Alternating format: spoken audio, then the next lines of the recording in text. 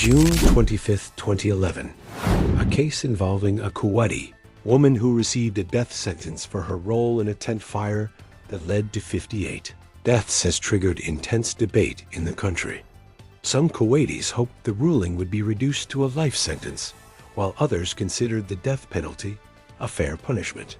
On June 12th, the Supreme Court upheld the appeals court's decision to execute the woman. The decision marked the first time in Kuwait as history that the highest court upheld a death sentence for a woman. Nasra Yussef AL-ENEZI, 24, was accused of setting a tent on fire in August 2009 during the wedding of her husband, Zayed Zafari, 36. The incident led to the death of 58 women and children and injured 30 others. The husband was celebrating his second marriage.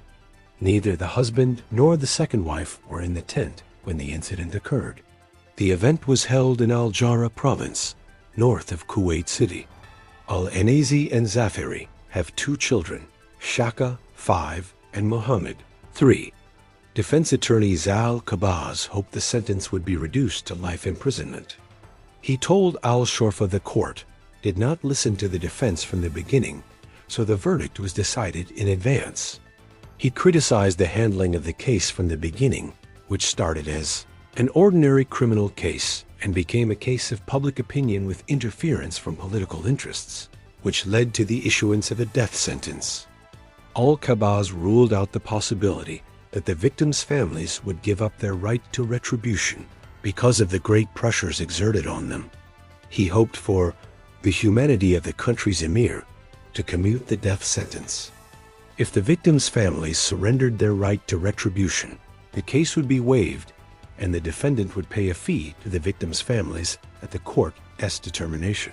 Since the emir of Kuwait, Sheikh Sabah al-Ahmad al-Sabah, assumed power, he has not ratified a death sentence, as the penalties were commuted to life imprisonment. This was the second time a Kuwaiti woman received a death sentence. The first was issued by the criminal court on March 21, 2005, when a woman was accused of drug trafficking. The Court of Appeals reduced the sentence to 15 years in prison, and the Supreme Court upheld the decision on January 30, 2007. Dr. Abdul Wahab Zafori, head of the Department of Sociology at the University of Kuwait, said, "The issue from the beginning was very tragic. This disaster has many victims." He added, "I do not mean only those who died, but also those who were injured or who witnessed the tragedy and were psychologically affected to a large degree, which may prevent them from attending such events again."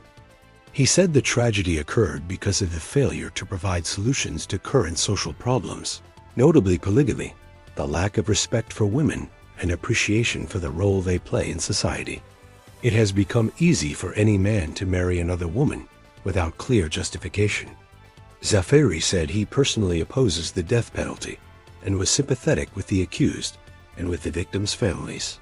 He said, "The circumstances surrounding the accused pushed her to act in this manner. As for the victims' families, no one can blame them for not waiving their right to retribution. Some of them might even view death as insufficient for the torment of losing their loved ones." Khidr al-Baroun, a professor of psychology at the University of Kuwait, believed compassion could be offered to the families of the victims and to the accused. Al-Baroun said, "In view of her young age and lack of experience, she lost control and she felt intense jealousy and experienced the trauma of her husband marrying another woman. He hoped that the emir would reduce the punishment." Naila al-Naki, a lawyer in the government's Department of Fatwa and Legislation, supported the death sentence on the grounds that it would be the best deterrent to any woman thinking of committing such an act.